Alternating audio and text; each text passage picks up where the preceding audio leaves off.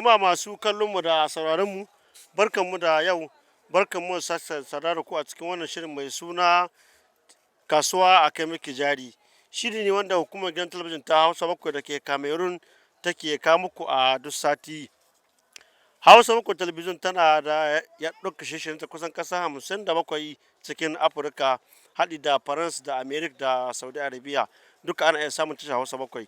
A cikin shirin namu na yau muna nan a jamhuriyar Nijar, a nan jihar Tawa, a jamhuriyar Nijar, inda muka za mu zanta da 'yan kasuwa da ke cikin wannan kasuwa ta jihar Tawa.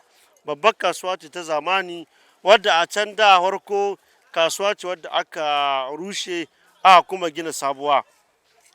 To, inda za mu zanta da 'yan kasuwa da kuma masu saye da sayarwa a cikin wannan kasuwar, inda za ku bi mu ku sha mamaki.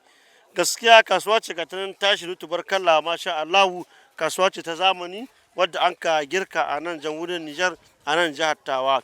Hatta mutane daga ƙasa daban-daban kamar na makwabciya Najeriya duka suna shigowa su ci kasuwa a wannan kasuwa.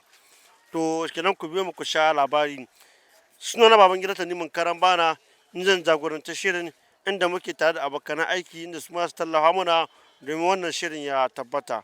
To, ku biyo mu ku sha labari, insha Allahu Rabbi za mu shiga cikin kasuwa mu zazzagaya lungu da sako don ku ga abin da wannan kasuwa ta bunƙasa